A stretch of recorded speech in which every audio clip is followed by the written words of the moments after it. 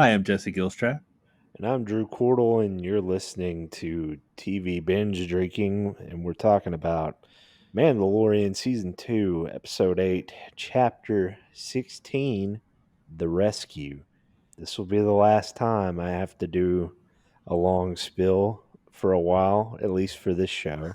This has been a fun little run, kind of going weekly as the show is aired each episode, and I've really enjoyed the privilege of just being able to talk about it with you every week. Tonight, I am sipping on some of that Shiner holiday cheer again. Really kind of grew on me. It's a nice, just kind of sippable beer. It has some very chill flavors to it, so I really like it. I'm not 100% sure what makes it holiday because I don't really think of orange oranges when I think holiday, but I suppose pecan does have a little bit of holiday to it, but You would think maybe cranberry or something like that.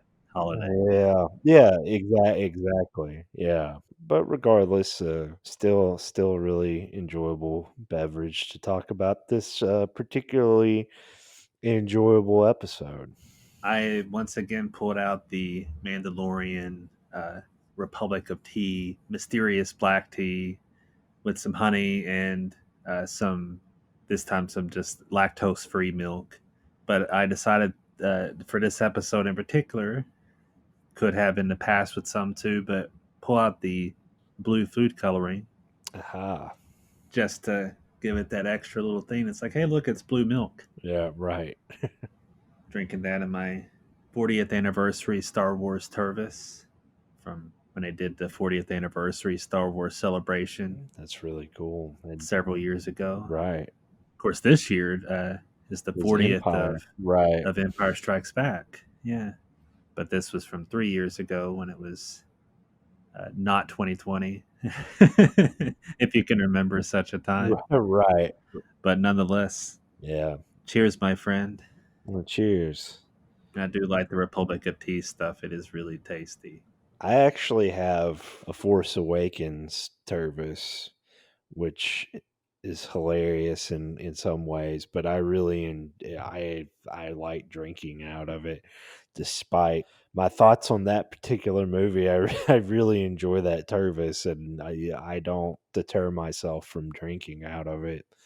I do wish that I had another Star Wars Tervis as well. I wouldn't stop drinking from the Force Awakens one though, because I despite anything, I think the art looks cool on it. It's a cool Tervis. I really do enjoy those, and have another one would be cool. It'd be awesome if they were doing Empire 40th anniversary, or if they do a Return of the Jedi when 2023 rolls around, or even just the Mandalorian centric one would be cool. But I'm kind of a sucker for the Star Wars merchandising machine, as most people are. I want to get one thing out of the way, and I don't want to really even talk about a spoiler yet, or things that happen, but one thing that irritates me. Oh, I'm sorry that you Um, hate me. That's what it is, right? uh, no, one thing that irritates me is that on the internet is the amount of hate, or well, it's not even really hate. It's just the amount of naysaying that comes when people get excited about anything, and particularly with Star Wars. And there were several things that were very big in this week's episode, but there was one in particular that was very huge and was very meaningful to a lot of people. It was a very emotional moment, and for me, it was all of that. There are some certain things about it, and we'll talk about in detail here in a little bit. But I've just seen so many people on Twitter, or you sent me Jay Bauman's tweet about it from Red Letter Media, and I myself am a fan of his. I kind of scoffed at his take. I saw another person that I'm a fan of, the director Scott Derrickson, kind of put out a little kind of demeaning tweet like, I loved Star Wars when I was 11 years old. I mean, to imply that he doesn't now and it's beneath him or something. And he put out separate, I like new universes. Well, you know what? I like new stories too, but I also like Star Wars. I can like both. But that's just to say, we've talked about our problem, some of our problems with the show, that they've relied a lot on some established characters and things this season. And in a way, I do lament that because I think that there's a lot of potential in the characters that they have, and I would like to see more of those things. But also, I don't think they've been very cheap when it comes to the things they have done. It's felt earned. Right. But really, it's just been it's so been so good when they've used all these other established characters. I just wish that they would put even more effort into the ones they have. It hasn't been they just got Boba Fett for this one. It's a Boba Fett episode. No, there's actually something to it. Or, with Ahsoka or Bo-Katan even. And the other episodes that we've had, and I just kind of get irritated by that, and I was kind of curious how you feel about that too, because we did touch on it texting a little bit, but it's just been really prevalent, on Twitter the last, I guess, 24 hours with 36 hours since the episode has really kind of been out. And what your what your thoughts are on people just feeling like they have to uh, be a wet blanket when it comes to Star Wars. Well, I've seen different takes too, because like you said, I sent you the Jay Bauman tweet. I'm also a fan of Red Letter Media, and of him too. I like Jay and appreciate his perspective on plenty of occasions. And obviously he's entitled to his opinion. He's entitled to not like this particular thing or aspects of it, and Yeah. have his own emotional response to it. But it just feels sometimes when you see that specific negativity, it feels I just don't know. I'm trying to define exactly what it is, because obviously there's been a lot of various interpretations of Star Wars over the years. Like I've seen so many people post like these are the only Star Wars things that matter, Right. and every time they post just those posters or whatever, or just images from certain movies, and saying exclude everything else, and somebody else will jump in and, well, what about this or what about that, or I would actually not watch that one, or it just becomes a whole gambit. And it's like, guys, you can like what you like. It doesn't have to be all or nothing or anything. You can have your perspective, but I don't understand how dramatic people can be either. Right. It's really kind of strange how, like, in Jay's tweet he was talking about, like how it was like, woof, can you believe they did that? That was terrible.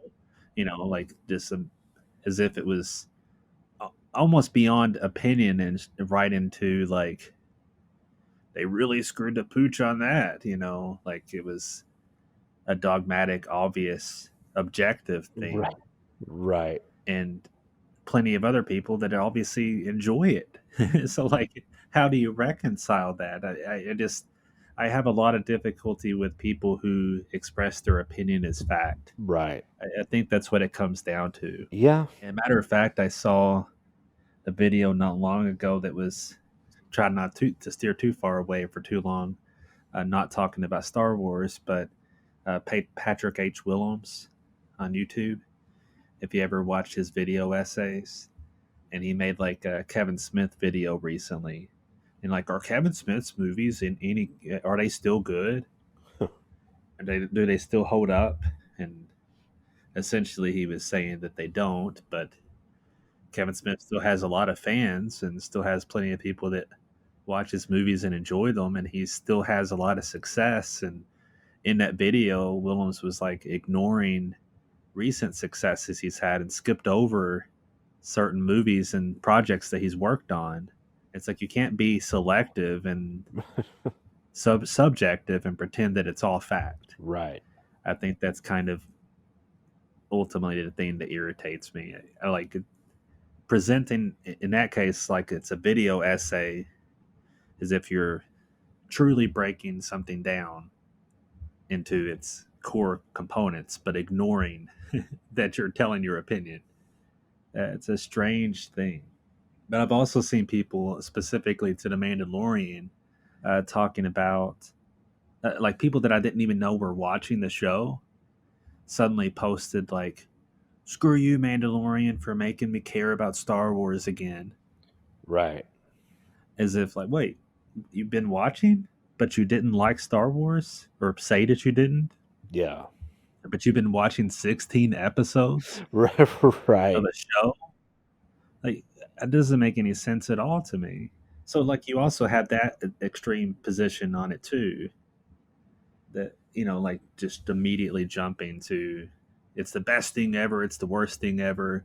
People are talking about it, so it's popular, so I gotta have an opinion that's extreme one way or the other. I think that's what it Yeah. is. That's essentially what it is.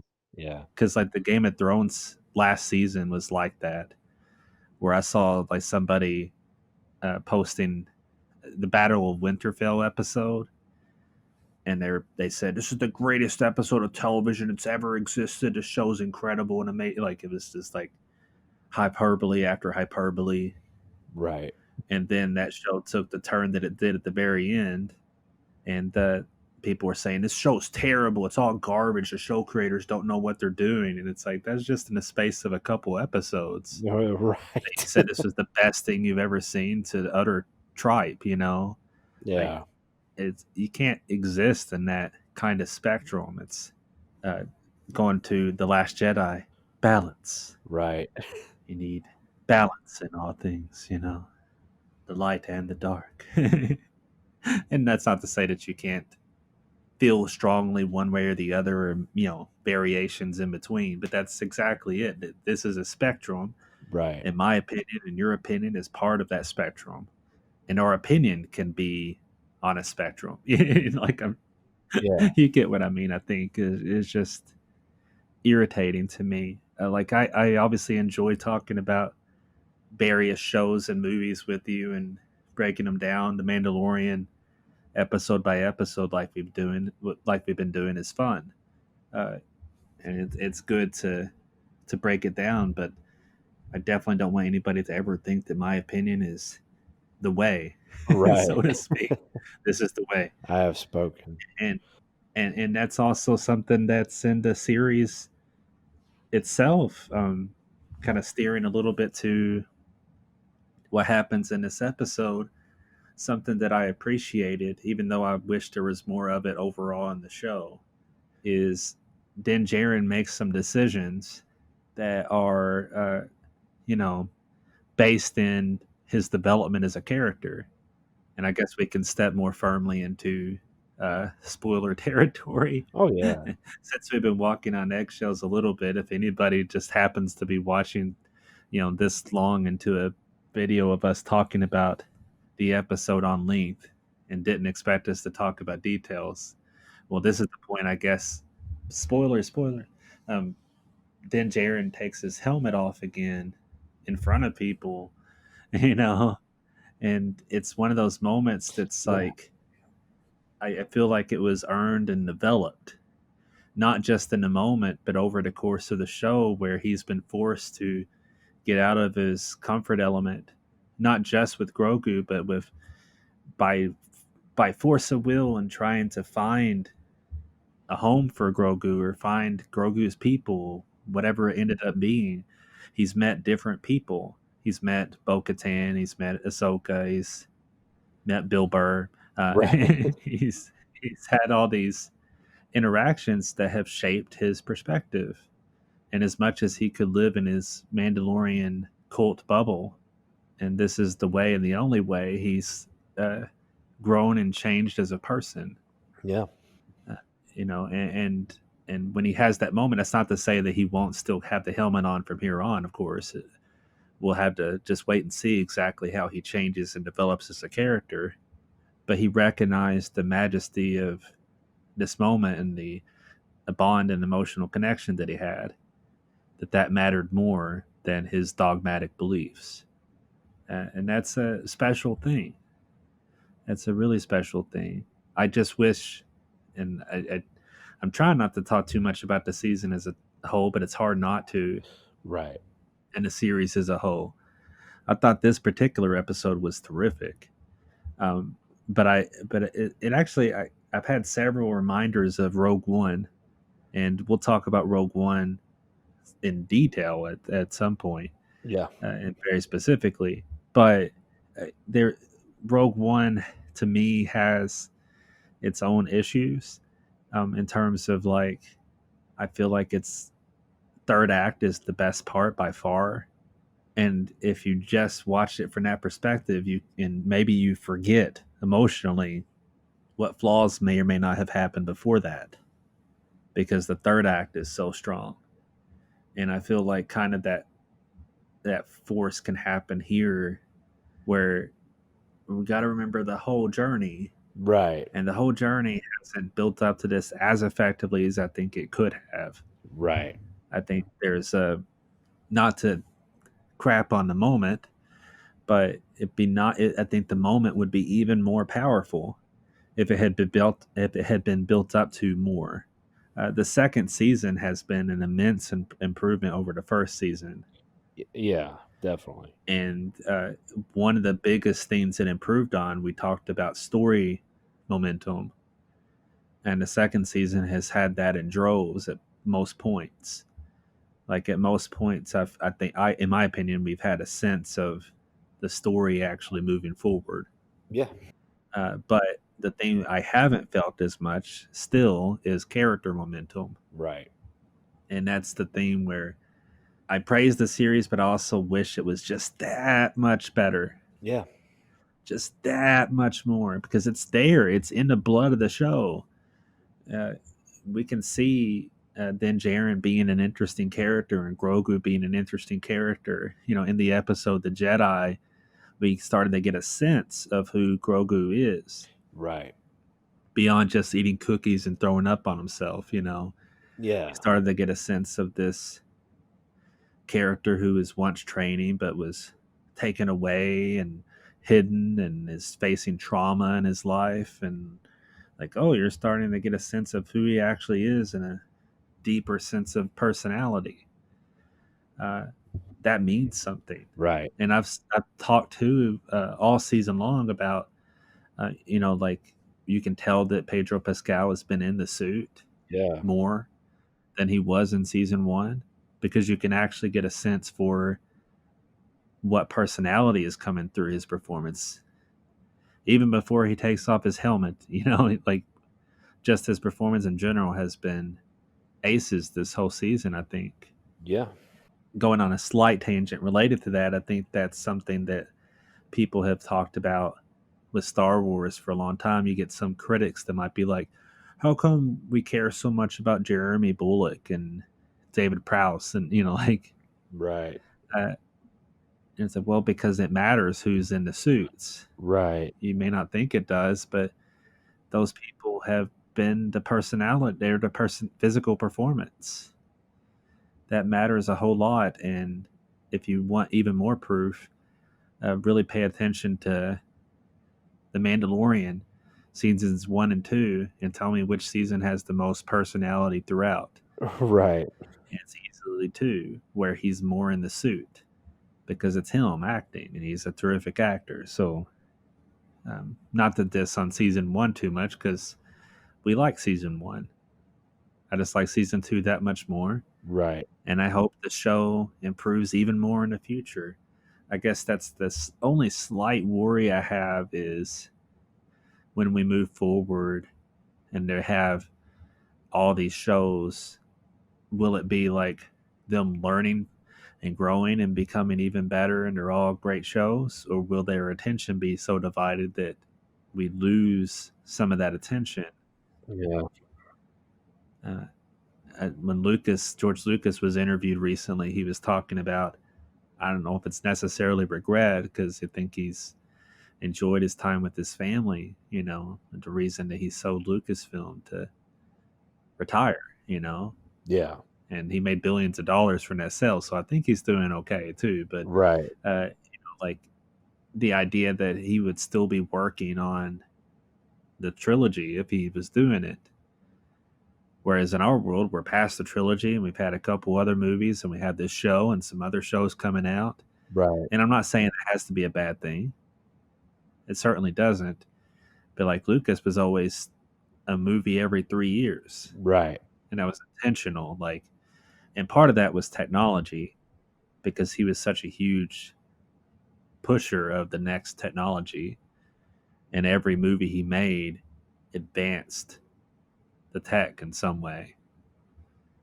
You saw new worlds and new sights and new types of things every time you had a Star Wars movie. Right. Yeah, I'm a little bit. I mean, I'm excited, but I'm also just a little bit cautious about where is this going to take our series moving forward.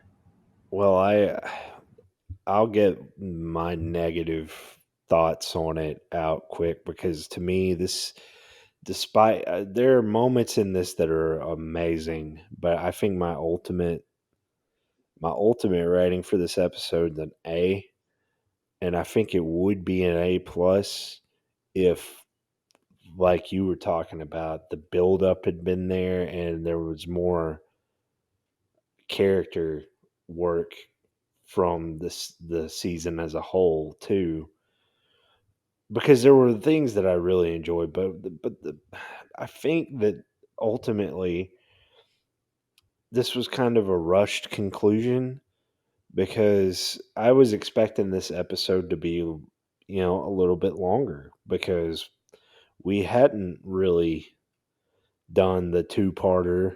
We had the kind of teaser at the end with the hologram from Den to Moff Gideon, but it hadn't really been a two-parter type episode.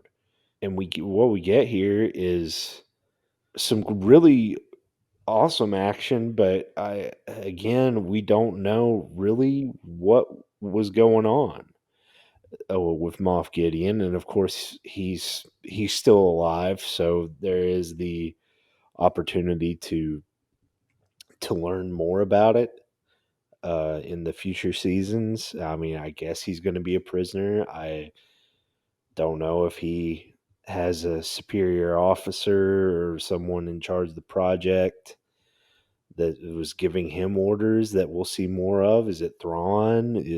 Or someone else? We'll see. Yeah, we do know that these series set in the same the specific Disney Plus series set in the same timeline are supposed to be building towards some ultimate event too. Right. So who knows how all of that will tie together, including Thrawn and so forth. With Yeah. Ahsoka obviously looking for Thrawn, maybe that's part of her show too, and building towards whatever big event they're building toward. Right. It probably will be. I hate to compare it too much to MCU, but it probably will be kind of that build up to an Avengers type. Not really like Avengers, but you know what I mean. Like with Thrawn being the main villain, and they have to bring the shows together, which would be interesting. But I also don't know how I feel about that at the same time. Um, but regardless, I did feel a little sold short on that plot line because even the resolution to it with a awesome fight, I thought, with Den having the spear made of Beskar and fighting Gideon, who had the dark saber, and just Seeing that play out, it was well done fight, I thought. But again, it didn't really, story wise, it didn't pay off too much for me because I feel like there's still so much I don't know about what was going on. He talks about, you know, taking the blood, and of course he tricked Dan into looking at that. Was my other kind of pet peeve. I thought that was kind of a stupid thing, not necessarily characteristic of Den to be dumb. For him to kind of fall for that almost cartoonish kind of, oh, I'll let you leave, type thing. I wasn't a huge fan of that. But again, that's a very minor kind of complaint, but I did feel kind of cheated out of the resolution on that, because all we get is that he donated blood, but we don't know what that means. I mean, you can make assumptions and you can piece it together, I guess, in some ways, if it connects to what Palpatine has going on in the background of the sequel trilogy, or is this something to do with something Thrawn has planned? I don't know. We'll find out, I assume, at some point. But In chapter 57. yeah, that's what it will be. But I feel like we should have known a little bit more by this point. At one point I thought that the Dart Troopers were really going to be dispatched as easily as they were, like all just jettisoned out of the ship. I was like, okay, is this going to be that much of a cop out episode? I feel like I might start having problems. uh, of course, it was paid off. That was paid off much more beautifully than I even hoped. Um, but I got Terminator vibes. I got Terminator 2 vibes specifically, with the kind of fight.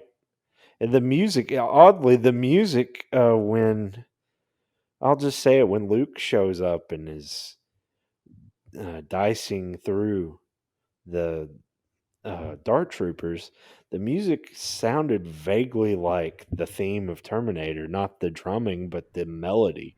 Yeah, yeah. I thought of it immediately, but the fight that Den has with the Dart Trooper, the one Dart Trooper in the hallway, I thought that they really reminded me of Terminator, and I really enjoyed that.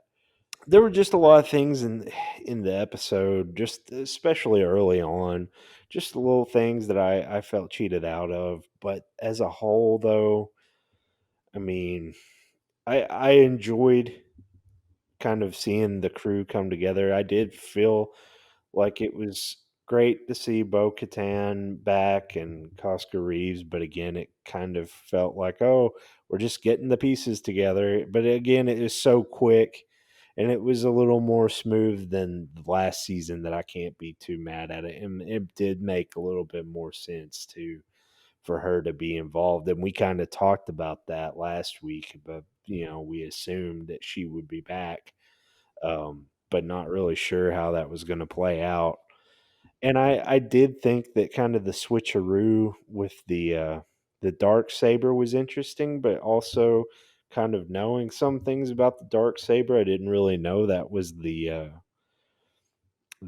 way that it had to be won like that, because she was actually given it by Sabine. So um, it's kind of a weird retcon, but I like it regardless. I will see how it kind of plays out, but I really do want to see uh, kind of that dynamic that she's going to have with Den now, because is she going to be jealous, and or is there going to be tension, or is he going to take up the quest to reclaim Mandalore? It's an interesting thing, and I guess we wondered where Bo Katan was going to take the story. That's a good way to take it, but ultimately, this episode, the where it really just took off, and absolutely I knew I was going to fall pretty hard on A when I was kind of maybe leaning A minus was of course the arrival of the Jedi that Grogu had contacted. And of course, as we speculated, we weren't sure, but we knew it was a possibility. But it was definitely Luke Skywalker. And even though we had seen Boba Fett, early on in season one, the first episode, his little reveal, but the episode he was in, uh, we got to see in the tragedy. Before we saw him, we saw Slave One, and I thought that was a really cool way of bringing the character back. I thought that was expertly done. In this episode, we see Luke's X-wing, and it was really kind of a clever way to do it too, because in the show we've had X-wing show up before, so if you weren't primed and already thinking of what that could mean, you'd be like, "Oh, okay, some X-wings showed up." But it's just one. It's just one X-wing. Um, Yay, we're saved. yeah, it's it was really cool. I was getting very excited when I saw that because I knew what that meant, and then just uh, kind of the fan. I hate the term fanboy, but just the kid in me that absolutely loved Luke Skywalker.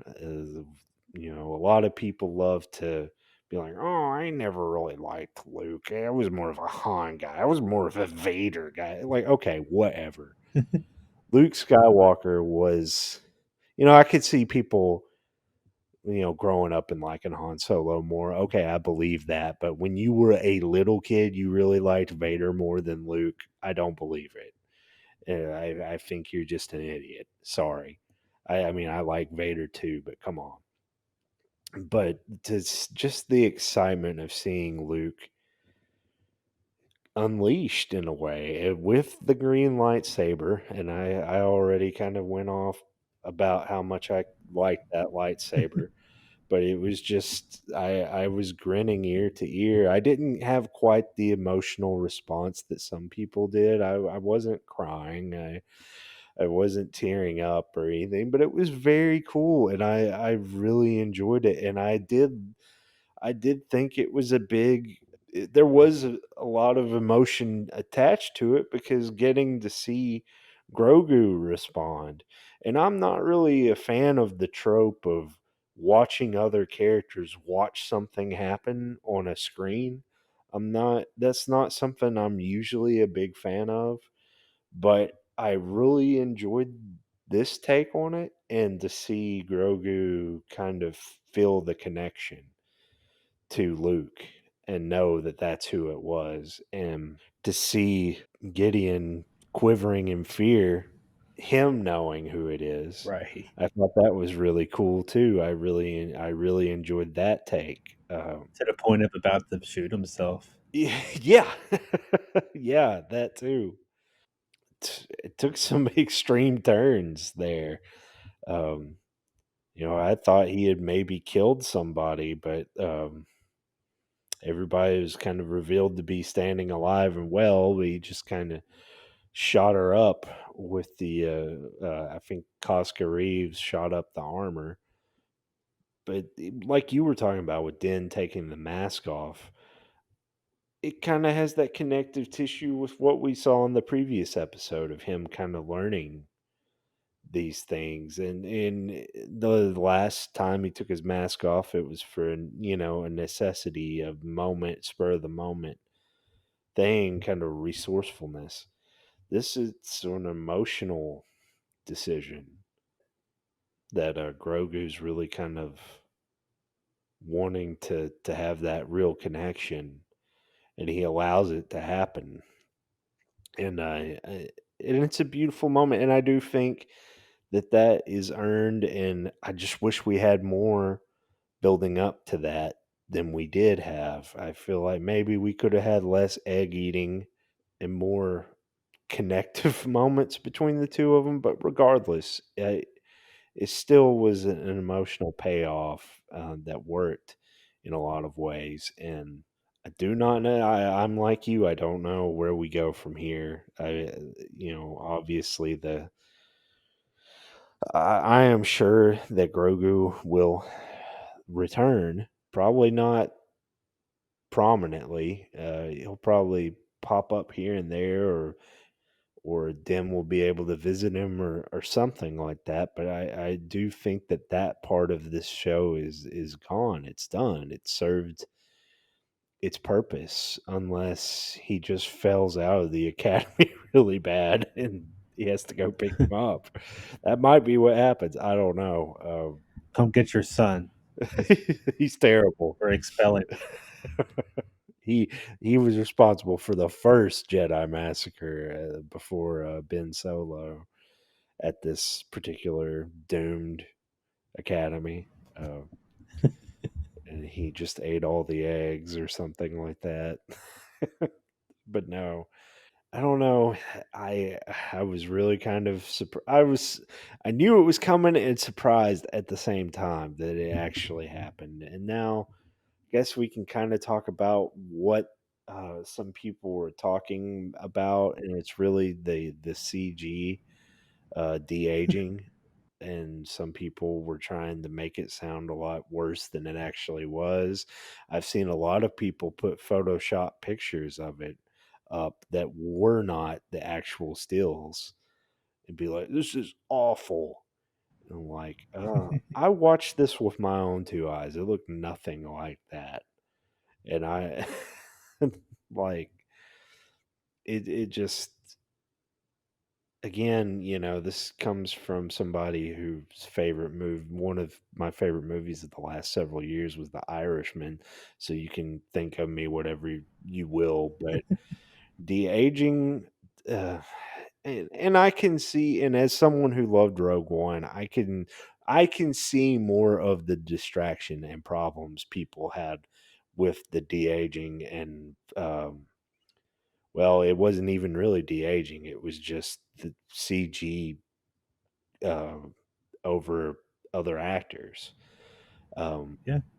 and I can see the problems and distractions with that, even in a movie that I really love. I can see more of the problems with that. But here, I mean, yes, you can tell that it is de-aged. Obviously, we know Mark Hamill is not that young anymore. But I didn't have a problem with it. I didn't at all. It didn't bother me at all. In fact, it didn't even take I didn't even think about I knew what it was, what I saw with my eyes, but I didn't think, "Oh, it's de-aged." I didn't stop and think. I just was like, "Okay, this is great." Again, I guess I can see why some people get annoyed by that, but do they really think replacing Mark Hamill with another actor would be any better? Um, like any less quote unquote distracting, which was kind of my response to what you showed me. Jay Bauman said, like, how many times have people played other actors of prominent roles and it been extremely distracting when they were recast? I'm not saying that it's never been done well, because there are plenty of examples where it's done right, but there's also plenty of examples where it's not done right. And Luke is a very iconic character and is very integral to Star Wars. And Mark Hamill is very integral to Luke Skywalker. I don't see why you would just opt to go with someone else when you have him willing to be de-aged and to provide his voice. And why not? And I think it was very satisfying. I think people that kind of had their panties in a bunch over The Last Jedi and what they think Luke should have been. And I think they were probably going to be satisfied by what they saw in this episode. But I also think it doesn't change the trajectory of what eventually comes. I think it makes sense to see him more gleefully as, a Jedi at that point in his life. It's only a few years after Return of the Jedi, and it's before he's become bitter and disenfranchised by the course of actions that happen. So, I think this hits hard for all fans, really, because I don't. It should. Um, and it was just a beautiful. I thought it was beautifully done. I really do. It was a lot. It was respectful. It was very respectful. If you just wanted to see Luke in this amazing sequence, it's much like the Vader sequence in Rogue One. Like, just think about, people had always wondered what it would be like to see him unleashed, and we got it. We Nobody knew that's what we were going to get in Rogue One, but we got it, and that was one of this, regardless of what people thought about Rogue one way or the other, that is definitely the most memorable scene from that movie in to general audiences. And Luke kind of gets the same treatment here and gets the same. It's similarly done, and I do think it is intentional. Peyton Reed back, wasn't expecting him to direct again this season, but it was very cool, and I think he did a good job. Again, my problems with this episode more along the writing standpoint, not what we got. Um, because I think this was, kind of almost masterfully done. I loved the whole Luke sequence and the way it was shot, and it did feel like, that poetic connection to what we saw in Rogue One, with Vader, like father, like son, but, of course, both ends of the opposite ends of the spectrum. Um, it was very cool and very, like I said, beautifully done. I mean, yeah, definitely shout out to Peyton Reed. And I think obviously not knowing the strict behind the scenes conversations about who did which episode, I think he likely was tapped to do this episode because of Ant Man. Because on both of the Ant Man movies that he did, their characters de-aged, and Right. maybe he was tapped to do this one for that connective tissue, I guess. And I like the de-aging they did in those movies as well. Yeah. I thought it was very effective seeing Michael Douglas younger and so forth. Right. Right. It did not bother me at all in this, and I think the ability to tell something is not practically real doesn't deteriorate the quality of how something is done. People make too big a deal about being able to tell that something is fake. I can tell that most CGI is fake or Right. makeup is fake, and that's a set rather than a real location. Or like, pick your poison. Like, there's so many things. Like, the ability to point it out doesn't tell you how it was crafted. Right. Exactly. And I think The Irishman was crafted well, and Yeah. this was crafted well. Uh, Again, I'm not trying. We mentioned Rogue One plenty of times. I'll mention it again. It bothers me in Rogue One, and it reminds me of the Steven Spielberg rule, because Spielberg is one of the best visual effects directors. And way back on Jurassic Park, he was talking about, I'm not gonna make any cheats for you guys. Like, we either do this or we don't do this, because my camera is tracking my actors for a stampede of gallimimuses. Right. Like, the camera is going to move as if it's real. Where it's not going to be a static shot, just because it's going to be easier. Right. for you to do the visual effects. It needs to move the way it needs to move for the scene, for the dramatic action. And in Rogue One, for some reason, like the most of the movie is gritty and often has a handheld vibe or bathed in shadows. Right. And then you cut to a shot where Tarkin is like front and center in solid lighting, and it's like, what in the world? It looks distinctly different than everything else around him. Like why does his shots look different than everybody else's? And that's even before you get into the quality of the CG, Right. which is good as a demonstration. If you were just saying like, yeah, here's what where we're at on making digital faces, be like, oh, it's really impressive. But they've actually recently did like a face replacement for the Rogue One scenes, and it looks better than the digital faces did. Um, Regardless of which, back to just what happens in a Mandalorian, I think it works entirely in context with the scene. Yeah. I will say, without knowing where we're going for sure from here, how much we do or don't ever see of Luke Skywalker Right. in these shows.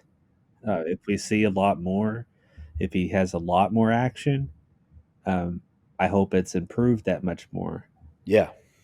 And it worked here, but it needs to be even better moving forward. And this is a maybe a random connection, but if you look at Gollum and Fellowship of the Ring compared to Gollum and Two Towers, is a big difference. Right. So there's no reason to believe that they won't continue to learn and step it up and all that sort of jazz.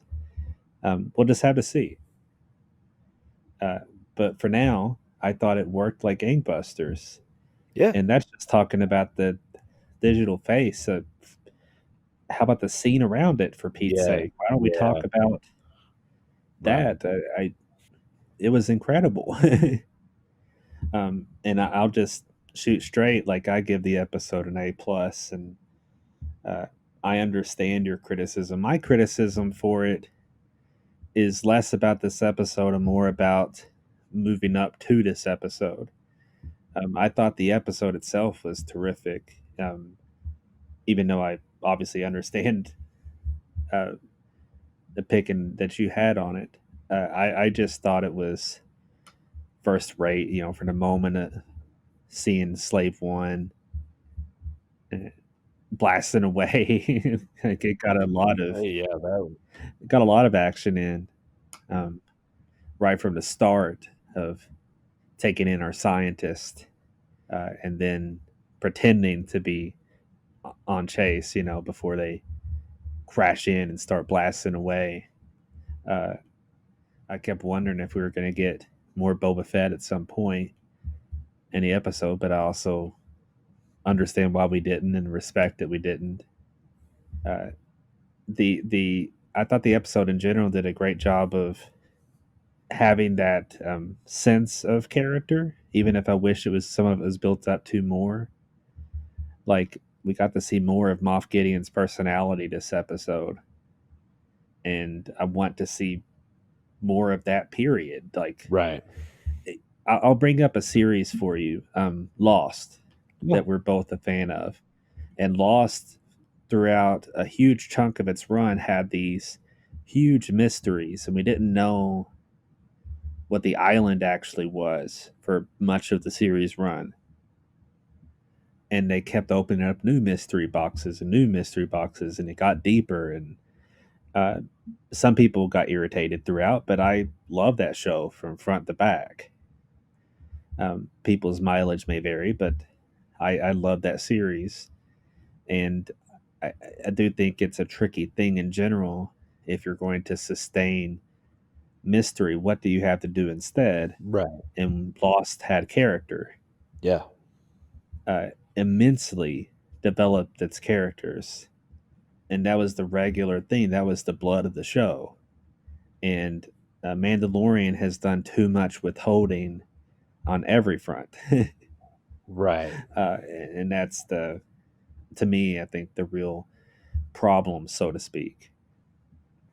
But in general, like man, watching him fight that Dark Trooper and the fire, blasting like going through in the middle of the Dark Trooper, blasting out at all of his Yeah, limbs and so forth. Pretty intense and exciting, almost getting bested. While the other Dark Troopers are about to burst through, uh, break through the glass. yeah, It's an intense sequence, and uh, I do wish we had gotten more of Moff Gideon fighting before this, just so we could have more of a sense of like what to expect, like how good of a fighter is he or isn't he? There's a little bit of that for me, wanting to see more. Obviously, we've seen the Mandalorian fight quite a lot, right. uh, and I understand the episodic nature of the show, but I'd like it to be. Why can't we have more intercutting? And Yeah, sure, it's fun to have. And here's the space spiders, but Peyton Reed's previous, but episode of the season, but like that can be fun to have just a little adventure. But do we really have to stick to that structure? right. Why can't we bounce back and forth a little more? Why is there so much reservation to what's happening in the story? But even then, like I said, we don't necessarily need the whole story. We just need something to latch on to. So if they were withholding what Moff Gideon's grand plan is, maybe we could still see more of Moff Gideon, more of our characters in general, and start to get a feel for who they are more and more. Yeah, Um, but if this episode, The Rescue, was a sign of the type of episode we can expect, then game on. I love it. yeah, uh, I honestly don't know which one I love more between the Jedi and this one. Obviously, you have a clear favorite, but I'm a little bit torn myself just because I love uh, this type of thing. I want more of that, and I don't just mean more Luke Skywalker coming in and owning everything. I mean more sense of personality and character happening, so that when the emotional moments do happen, they mean more because we've gotten to know the characters that much more. yeah, Um, but even having said that, this episode did hit all the feels for me, and I really had a great time with this episode. A stirring way to end the season for sure. Or in other words, woof. Boy, can you believe they messed that up? yeah. What about the season as a whole? Because I think uh, I would give the whole season a solid A grade. Yeah, Uh, it's not everything that it could be, but uh, hopefully our criticisms are understood because I think both of us still really enjoyed the show, yeah, and we're fully invested in hoping that it'll continue on upward trajectory and quality that it's even been at. Because I'm yeah, oh, yeah, definitely in for this show. A solid A is. I don't think I have to justify a solid A being a good grade. You know, right. that's really where the criticism is. Is like this is so close to being an A plus amazing show Yeah, all around. Uh, if it could just figure out those little elements and focus in more, because it has so much that it's done so well. But I would give season two a solid A. yeah. I'm right there. I'm right there with you. I think that's a good place for it to be. We definitely have way more A's than B's this season, um, minus, plus, or otherwise. The quality of the episodes were uh, definitely improved. Um, Again, both seasons, the weakest episode were B's. So then there hasn't been anything that's been bad at all. Um, Everything's been at least good, yeah, like that's not a bad place. yeah, um, yeah. And I'm excited to see where we go from here. But you know, we're not going to stop there. Uh, we got to talk about the uh, the teaser, the stinger, post credits.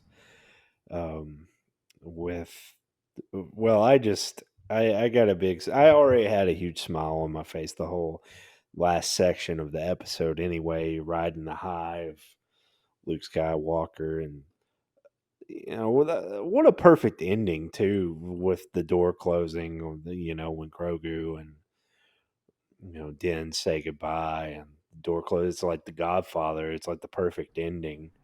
With the door closing, complete opposite spectrum of that, but it was like just such a perfect way to end it. And then, so I'm already, very kind of elevated. This is a good little ending, and we get the twin sons of Tatooine after the credits and Jabba's palace. And I was just like, oh, okay. Um, so the genius of them not officially announcing the Boba Fett show last week, when they announced the other onslaught of shows, was really well done for them to wait and do it this way. I think it was the much better way to do it, because we knew it was going to come. We had talked about it. It had been talked about them doing a Boba Fett show, but for them to officially announce it the way they did, we got to give a shout out to Matthew Wood, um, Yeah. for just a shout out to Bib Fortuna, Yeah, as a character. who, Yeah. yeah, in the old Legends continuity, he had survived. Somehow, last minute escaped the cell barge explosion, and I guess that's back just for him to gain a whole bunch of weight and then get shot in the face by Boba Fett immediately, which made me laugh. But Matthew Wood actually played Bib Fortuna in Phantom Menace in his brief appearance, and of course was General Grievous in Revenge of the Sith, and it was cool to see him in that role. But just a really cool way to announce the new show, and that it's coming next December. So all things go according to plan, and things go good, and we're still making shows. Hopefully, we'll be able to follow that one as well together. The Book of Boba Fett, just a cool name for the show too. I do wonder if uh, each episode's going to start with him um, sitting on the throne reading us a book of his of his exploits, uh, which would be hilarious.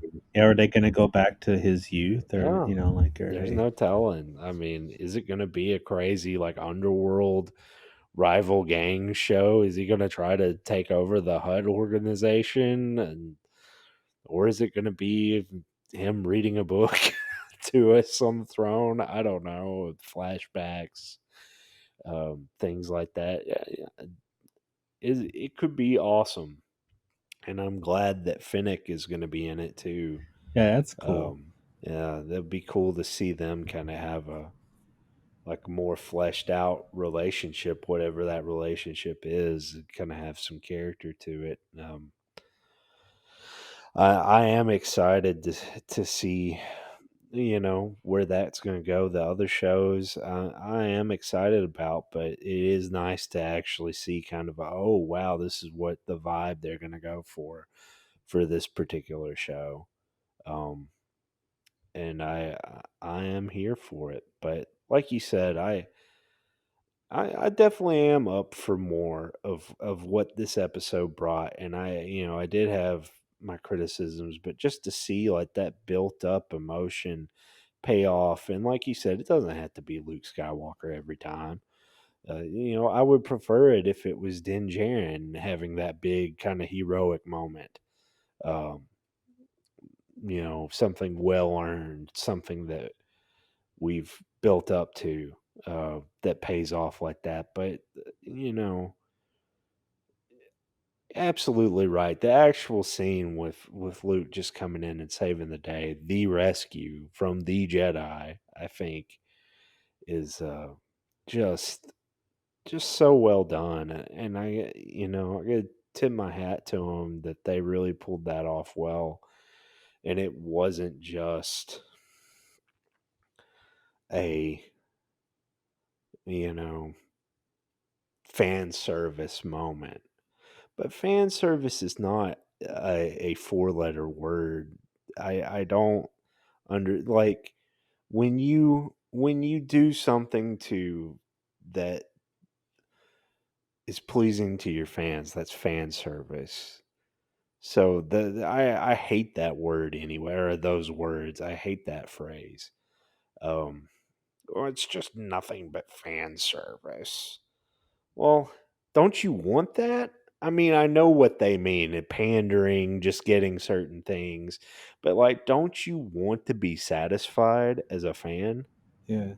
Like, don't you like if something's set in the universe of Star Wars, don't you want something that feels like Star Wars to satisfy you and to, you know, emotionally pay off for you? And if the Luke Skywalker part of this did not work for you for whatever reason, that's fine. It worked for me.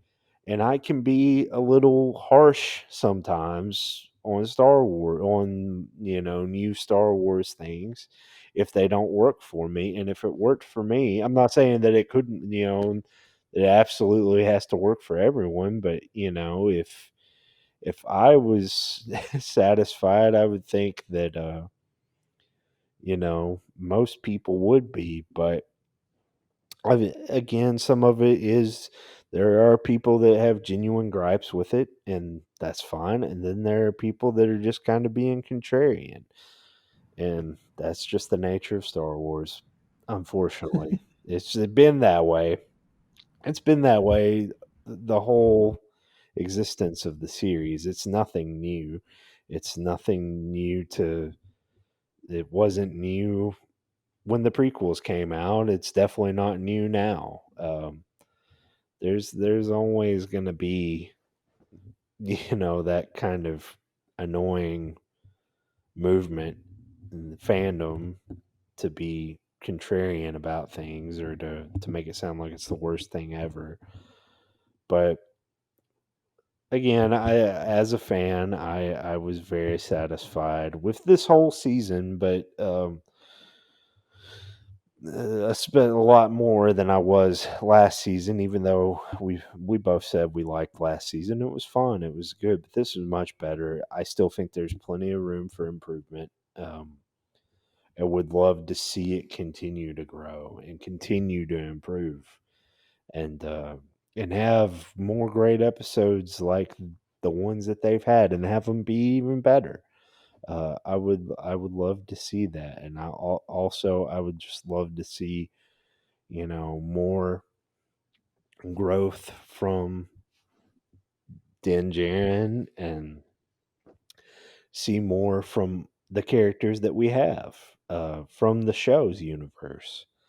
So hopefully that in this new season that we will get at some point that it really does pay off. It really does kind of up the emotional stakes in the characters. We talked about story momentum last season. They improved that this season. Really need that character momentum ramped up, so hopefully they'll both be going next season. One thing I'm curious about with the book of Boba Fett is they said it'll be Christmas next year, but I think that's also the date they said that Mando season 3 would start. So is that, I don't know, it looks like we might get a whole lot at once. I don't know. I guess we'll just have to see for sure what that means. But Uh, I did also love seeing that Matthew Wood was as Bib Fortuna. Uh, Primarily, he's a great sound guy, a brilliant sound guy, and protege, I guess, of Ben Burt, Yeah. the original and genius sound guy for Star Wars from the very beginning. But yeah, seeing him as Bib Fortuna here was just hilarious and awesome. And I like you said, the vibe for what they set up. I did also want to mention just one other thing, at least, because we were talking about CG faces and Jay Bauman's tweet, and he specifically mentioned Doctor Sleep, which I legitimately love. Doctor Sleep. Right. I think it's also really great. But if you want to talk about distracting, Henry Thomas is not Jack Nicholson, Yeah. and I love Henry Thomas, Right. and I thought that scene was a really terrific scene in a movie that I loved. But you really gonna try and say that that wasn't distracting? Yeah. I would. Seeing him with with Jack Torrance's hair and look and vibe, Yeah.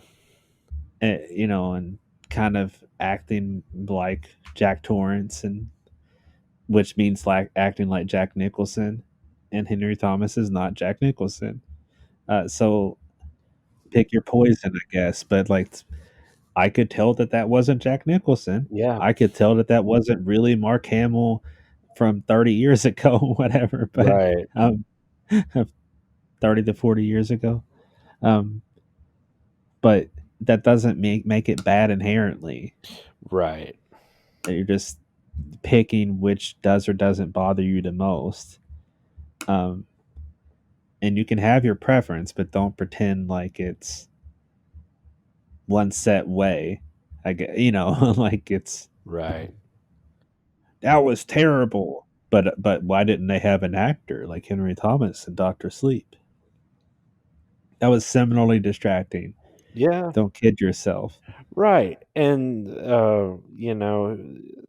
well, not only is Shelley Duvall one of the most unique Yeah, looking women of all time on screen, but her performance, people dog her performance, but I love her in The Shining, and it's terrific. Yeah, the acting is different too.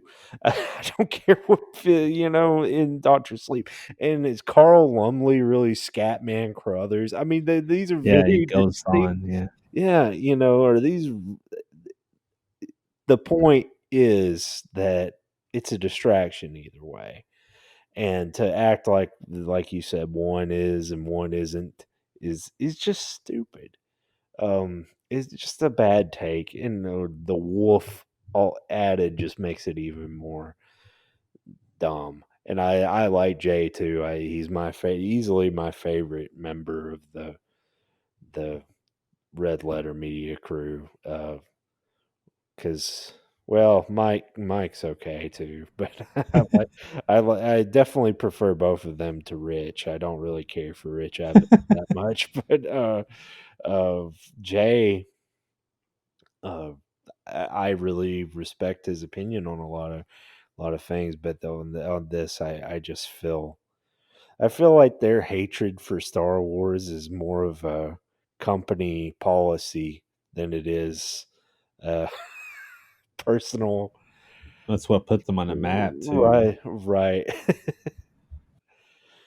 So I kind of dismissed that one quite a bit, but I don't know. Um, yeah, you really kind of gets the blood boiling with the Doctor Sleep thing because yeah, that was extremely distracting for me. Was the and like you said, I like Henry Thomas. The scene was good, but I almost and it's just distracting. I would love to do a double bill sometime of The Shining and Doctor Sleep and talk about both of them because I love that movie too.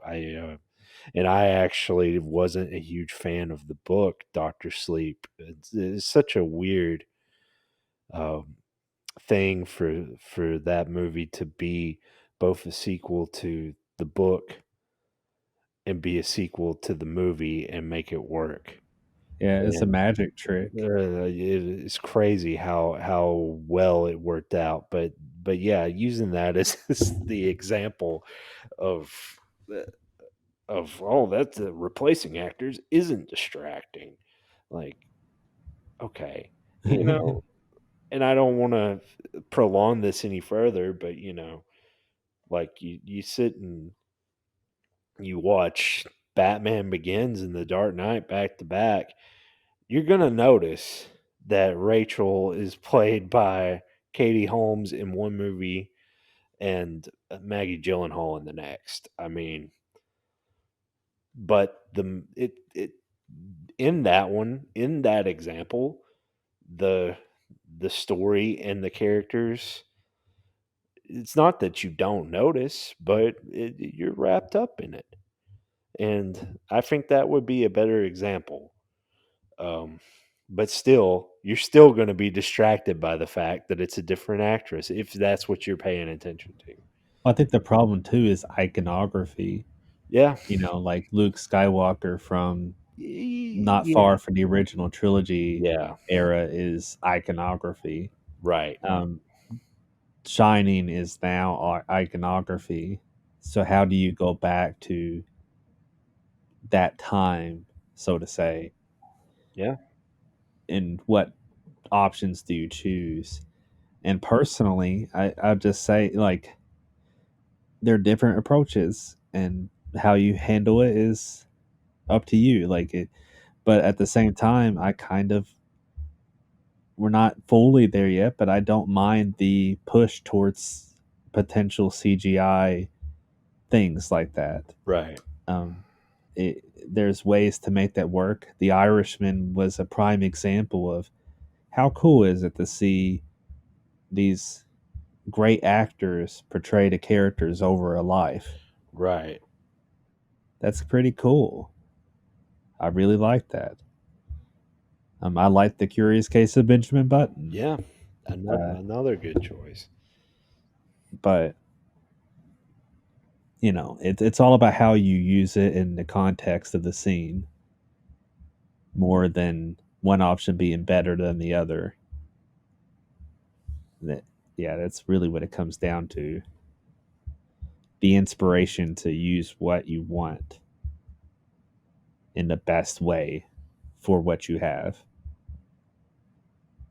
And I don't know, like it's one thing when you have Ewan McGregor playing Obi-Wan Kenobi Right. younger age, or if you were going to go in between movies, like with what we're doing with Luke Skywalker, it's we've seen Luke at that age, or in between, really, in between Return of the Jedi and where we see him later. It would be extra weird to see him play differently when we're actually in the in between area. I don't know. It's all over the place on possibilities, Yeah. but without going too much further on on that tangent alone, uh, happy place to leave things off. Um, Yeah. I'm pleased with where we are, and I don't know. I want to say I'm worried exactly about moving forward, but just a slight caution, but also excited because I think the future looks bright. So there's maybe just a little bit of tentativeness on my part moving forward on what to expect from all of these shows coming, but that's not a bad thing. We'll see. I like to see this world continue growing. It'll be a while before we get to talk about